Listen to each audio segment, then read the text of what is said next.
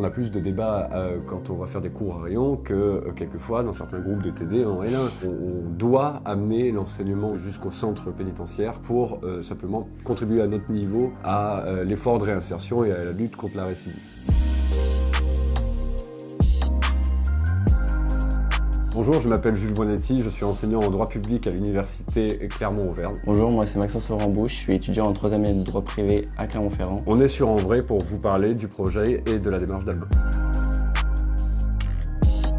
L'association Albin, en fait, c'est fondé autour d'une toute petite idée qui part d'un constat. On doit amener l'enseignement jusqu'au centre pénitentiaire pour simplement contribuer à notre niveau à l'effort de réinsertion et à la lutte contre la récidive. Initialement, on était quelques-uns à aller faire des cours très ponctuellement. On s'est dit qu'on pouvait proposer des choses peut-être plus ambitieuses à proposer au sein de l'école de droit, qui ont plutôt pas mal répondu, puisque à ce moment-là, je crois que l'amphi était complètement plein. Du coup, on essaye de co-construire ensemble, étudiants et enseignants, mais en tout cas le corps universitaire, des maquettes d'intervention qu'on propose ensuite à l'administration pénitentiaire. Ça a commencé en prison sans l'association, avec les étudiants et au sein de notre université. Ça a commencé tout formellement en septembre dernier, auquel les étudiants ont massivement répondu. Alors plus particulièrement à l'école de droit, on essaye quand même d'ouvrir à beaucoup plus de disciplines, puis intégrer des matières qui ne sont pas immédiatement des matières type sciences politiques, type droit, mais beaucoup plus générales pour proposer des choses plus ambitieuses.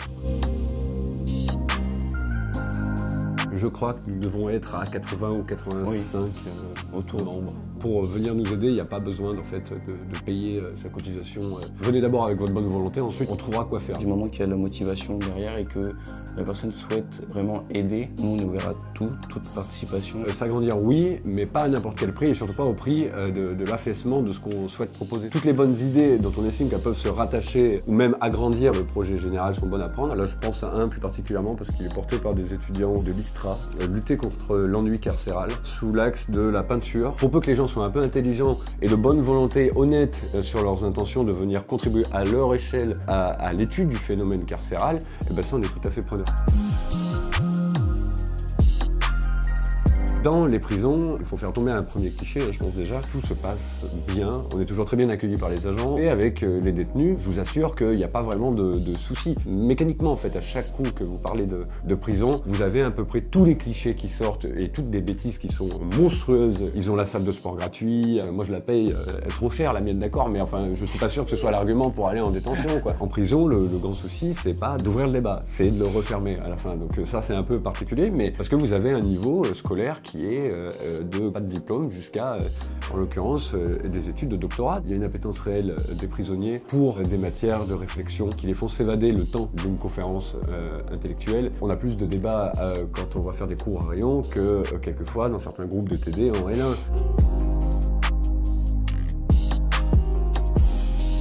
L'intérêt pour eux, c'est déjà de ne pas se sentir moins seul, du moins. Lutter contre l'enfermement mental du détenu dans sa condition de détenu. Et puis, Albin, c'est aussi la réinsertion, c'est pas que préparer la personne, c'est aussi préparer le milieu dans lequel elle va se réinsérer, donc c'est-à-dire la société. La principale pierre qu'on apporte à l'édifice, c'est celle d'un contact humain, d'un échange, dont on espère qu'il fasse comprendre aux détenus qu'il y a des gens qui pensent à eux. Déjà, il y a nos pages de réseaux sociaux sur Instagram, Facebook, Twitter et LinkedIn maintenant. On peut contacter aussi sur l'adresse mail association.albin@gmail.com. Nous envoyer vos motivations et après on verra pour voir ensemble le projet que vous avez et mettre en place les choses. Envoyez-nous un coucou et on va boire un café, quoi. Nous, on est absolument sûr que les besoins en fraternité et en solidarité sont là. Toutes les bonnes volontés, on l'a suffisamment dit, sont les bienvenues. Et on trouvera toujours la façon de se rendre soudainement utile. En vrai de vrai.